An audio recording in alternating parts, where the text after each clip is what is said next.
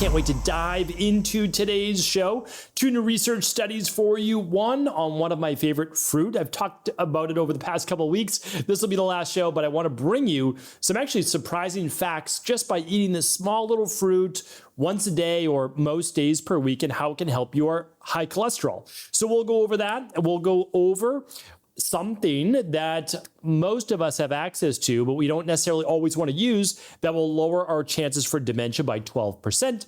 And I haven't done a book review for a couple weeks now. We'll be going through a book review. Let's get started. So in case you missed anything on this week's Cabral Concept, on Monday we went over the power of commitment, one of my favorite shows because commitment costs you nothing. It only costs you the ability to wire yourself in, to dial yourself in, to accomplish that which you want for your life. Remember, it is your life. It's nobody else's. At the end of the day, you need to make sure that you can look back on your years and say they were well lived. Check out Monday's show, 3538, for more on that. Tuesday's show was, does Tylenol really cause autism?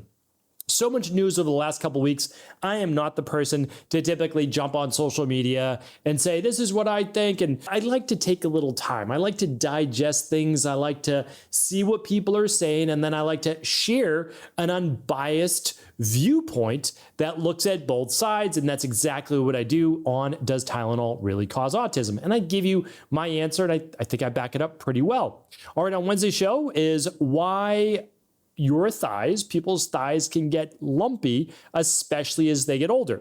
About 1 to 2 out of 10 men, about 8 to 9 out of 10 women. So definitely check out the show because you know that someone you love is absolutely affected by this. And I basically break it down and I go much deeper beyond what is cellulite, what is lipedema, what is lymphedema, and I talk about all those kind of a once and for all because I've gotten a lot more questions on that, on cellulite. So I really go deep on that. I tell you when it's a medical condition, when it's not, but also why most people don't need to worry as they've been told, because most likely it's not the lipedema or lymphedema, and I give you how to check for those specific signs. All right, yesterday's show was the top causes for a weak immune system and low white blood cells. Lots of people that run their blood work and they say, wow, your white blood cells are below a 4.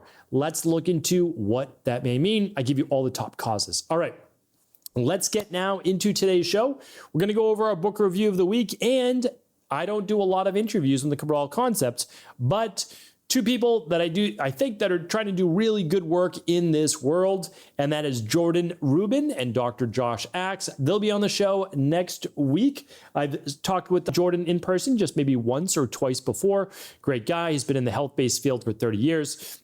Dr. Axe, I think he's about my age or so, maybe a little bit younger, and he's been in the field, well over 20 years as well.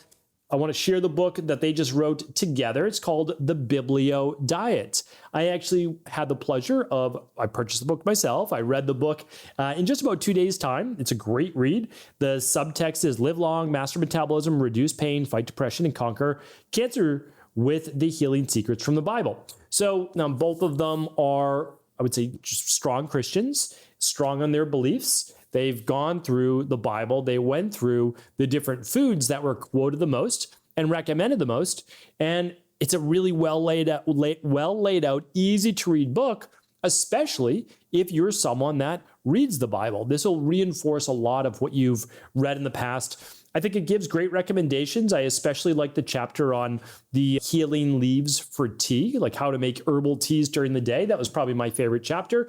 And the reason is that I work with so many individuals from a cancer support perspective that drinking water is amazing, but if you can use hydrogen water and then you can infuse tea leaves, that's pretty phenomenal as well. And so, that was my favorite chapter in the book. I'm not going to, ruin the whole book, but they go through the 5 foods essentially never to eat. One of them is being a specific meat. Then it goes through essentially their top 10 foods. It talks about if bread's okay or not okay. It talks about different processes such as fermentation and sourdough versus, maybe a high gluten-based bread. It talks about different types of dairy-based protein. And so there's a lot of good information in it. They give some great recipes at the end. And if you're someone that really wants to dive deeper, and especially if you're someone that does read the Bible, this might be a great book for you. It's called The Biblio Diet. and it is by Jordan Rubin and Dr. Josh Axe. I'll link it up here today. All the links will be at stephencabral.com/3542. And be sure to check out next week's show when I interview the authors. All right, let's get into our research for the week. I've said this before, and I do mean it, but this will be my last show on this very special fruit. I talked about it, and it's kind of random, but I'm assuming it's like one of those things you get locked in even with your PubMed research, is that it's like that reticular activating system. I talked about kiwi fruit with helping you improve sleep by boosting your serotonin, and certain other antioxidants in the body. Well, research just came around saying maybe this is a fruit that more of us should be eating. And I know people who actually eat kiwi fruit, they eat the skin and all. It's like the first time you ever see someone do that, you're like, whoa, they're just eating the brown skin on the outside of that kiwi. But yes, they do. And I've had kiwis, really from all over. They're a great fruit. The only people that I've seen not do great with it they're a little bit acidic. Now, they're acidic in the mouth, but it's like a lemon. It's acidic in the mouth and even a pineapple, but not as it assimilates through the body because of its high mineral-based content. So if you're more prone to like the retention blisters in the mouth, maybe it doesn't work for you. But let's get into it. So then again, this would be my last week on kiwi as a fruit, but this one was very fascinating. So I'm going to go through a little bit of the write-up. Cardiovascular disease is the most important adult health problem in the world. Epidemiological studies and laboratory experiments have shown that fruit and vegetable consumption has protective effects against cardiovascular disease. The purpose of the study was to investigate the consumption of 2 kiwi fruit per day, basically the same amount for improving sleep 30 minutes before bed, on your lipid profile. So basically what they did is they took a group of men and they took a group of women and they looked at their LDL levels, which is essentially oxidized cholesterol, and they looked at their HDL level, which is essentially antioxidant-based cholesterol. That's the easiest way I like to say is like one's oxidative and one's more of an antioxidant. LDL, you don't want to be super high. HDL, you don't want it to be super high either, but you want it higher, right? So HDL, you really want above a 59, and LDL, ideally, you want it below a 110, maybe below a 120, but certainly you don't want it over that. That is for sure. Okay, so I'm going to link up to the PubMed study. So I'll link that up at stephencabral.com/3542. But I will say the abstract doesn't give you the details. So when I read this, it says this is what it came to the conclusion, that there was a significant improvement over just 4 and an 8-week timeline as to improving the high density lipoprotein cholesterol, which is your HDL. And there was a significant improvement on your cholesterol and LDL, as well as your cholesterol to HDL ratio. So, sometimes when you read this, when you look at your cholesterol, if the average cholesterol, let's just say, is 200, they might say, oh, significant in this study is going from 200 to maybe, 195 or 190 or whatever it might be. And it's like, okay, it's like 195, it's fine. 190, okay, yeah, that might be more significant for sure. But this was actually, so I went deeper, and basically what I'm saying is this, I want to share with you those stats. It is actually significant. So they were able in just 8 weeks to raise the HDL cholesterol by an average of 5.5 milligrams per deciliter, which in this study was about a 10% increase. That's actually fantastic because the baseline for many people is like 54, and you could take it up to 59, almost 60. So like now you're in great range. And keep in mind, all we're doing is eating 2 kiwis a day, which is very high in vitamin C. It's low glycemic. It's all the things, right? All right, well, let's see what happened to HDL. With LDL, essentially the oxidized bad cholesterol. Again, I'm putting that in air quotes. It was able to lower it by about 2% or about 3.3 milligrams per deciliter. So really not all that fantastic on lowering LDL. It was better on increasing HDL. But why that's significant is that we look at 2 ratios in terms of when I look at high performance health and high performance health blood work, is I'm looking at a number of LDL to cholesterol. And so basically, if someone has a 120 for LDL, well, I want their HDL at least to be a 60. Like I want it to be no more than a 2-to-1. That's very important to me when I look at these, my particular client's blood work. But for total cholesterol, I want it at a 3-to-1. 3.5, okay, but I wanted a 3-to-1. So if someone has, let's just say, 200 cholesterol again, and their HDL is 60, well, that's above a 3-to-1 because 180 would be a 3-to-1. So for me, like they're still within healthy range, but for me, I say, okay, here's what we're going to do. We're going to increase HDL a little bit. We're going to decrease cholesterol a little bit. Now, people might say, well, cholesterol has nothing to do with heart disease, all that. I'll tell you right now, you want to err on the side of caution with that because for 50% of people, it doesn't seem to be an issue. For 50% of people, it does seem to be an issue, but there's really no downside. You don't want to drive your cholesterol below 160, but we like it in a nice, healthy sweet spot, and most of it has to do with the ratio. And of course, we're running advanced lipid profiles as well. So when you increase your HDL and you slightly decrease your LDL, it improves the ratios. And the ratios in this study improved from LDL to HDL. It improved by 11%. That's significant, right? That is absolutely significant to improve your oxidized to non-oxidized cholesterol. And then total cholesterol to HDL improved by 10%. So that's also significant. 2 kiwis a day, maybe you don't make it every day, but maybe like 3-4 days a week. I think that would be pretty fantastic to potentially add to your diet because whether it's sleep or whether it's a lipid profile, might be worth looking into. Inexpensive, high vitamin C, improves serotonin, improves lipid profile from a couple of kiwis. I'm going to start adding them back into my diet a couple days a week. All right, everybody, that was research number 1. Research number 2 is a bit shorter. And this one, although no less important, this one was out of, let's see, Dr. Ikram is the chair of epidemiology at Erasmus University Medical Center in Rotterdam in the Netherlands. Oh, I've read a bunch of studies out of this, which is great. And co-leader of a study of 12,000 adults published in the Journal of American Geriatrics Society. So big study, big analysis, Journal of American Geriatric Society. Okay, this is what this doctor laid out.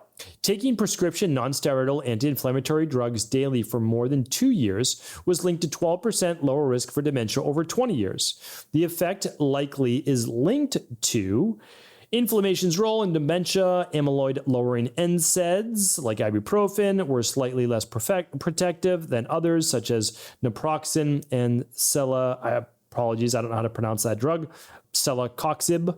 I'm sure somebody out there knows how to pronounce it. NSAIDs should not be taken prophylactically based on these results. Okay, so here's the thing. These people were put on anti-inflammatory drugs. Let's just say, your anti-inflammatory drug of choice. They were put on them daily for 2 years. And for taking them for 2 years, over the next 20 years, it was 12% lower risk for dementia. I am not advocating that you go on NSAIDs or any type of non-steroidal anti-inflammatory drug. And here's why. It can cause ulcers. It can cause your kidneys to shut down. It can cause potentially heart-based disease. But I will say this, unchecked inflammation is a leading cause for all-cause mortality, all forms of death, essentially. So what can we do? Well, the goal is, let's look at the underlying root cause for your inflammation. Is it lack of exercise? Is it not eating enough anti-inflammatory foods? Is it not getting in your daily walk? Is it not getting your 7 to 9 hours of sleep? It's all of those things. Or do you have gut issues? Do you have heavy metals? Do you have viruses? Do you have poor immunity? Do you have low vitamin D3? This is why I always recommend run the big 5 labs. That's how you don't guess anymore. You test. You find all the underlying root causes of dis-ease in the body. You can find those labs at stephencabral.com/big and the number 5. You can check them out, of course, run them with your local practitioner if you want, or run them with my team. It's totally up to you. All right, here's also what I want to share. You can also take other great products that mimic NSAIDs that are natural that you can take every day. And many of our high performance health clients do that. What are those? Turmeric, Indian frankincense, also called boswellia, also called Apres flex. You can take things like purple sweet potato extract. You can take others such as an astragalus or a ginger, or, there's transresveratrol. There's so many great ones out there. So we use a product in our practice called InflamaSoothe. And InflamaSoothe does just what it says. It's going to soothe inflammation. Now, you should still work on certain root causes, but I will say as you get older, really past the age of 40 or so, your body really doesn't check inflammation as well. That's the truth. Mitochondrial function's a little bit weaker. There's more of a inflammatory nature to the body. The DNA isn't necessarily replicating exactly as it should. So do all the right things, but taking some turmeric, ginger, Indian frankincense, all of those are still great ideas. We use them in one formula called InflamaSoothe. We do not recommend taking daily NSAIDs, but as you can see, inflammation in general does harm the heart. It harms the arteries. It harms the brain. So it is good to think about that. Cancer also thrives in an inflammatory-based environment. So it's always a good idea to be able to find the underlying root cause and also just work at cancer through a natural modality of the herbs that nature gave us. Hopefully today's show was helpful. You can find all the show notes at stephencabral.com/3542. I'll link to the research. Both the research. I'll link to the Biblio Diet. I can link to the Big 5 Labs. I'll link to that. I can't link to InflamaSoothe, but you can always find them over at Equal Life, which is at stephencabral.com/shop. Have an amazing start to your weekend, everybody. If you're listening to this on Friday and on the weekends, each and every Saturday and Sunday, I bring you the Cabral House Calls, my chance to answer all of our community's questions. Take care. I'll talk with you then. Thanks so much for tuning into today's show. Before you go, don't forget to hit that subscribe button. I want to make sure that you're getting our daily content, not missing out on anything. Functional medicine, wellness, weight gain, weight loss, anti-aging, living longer, stronger, and all of the most cutting-edge research. And if there's any topics you want to hear, feel free to leave them in the comments below. Take care.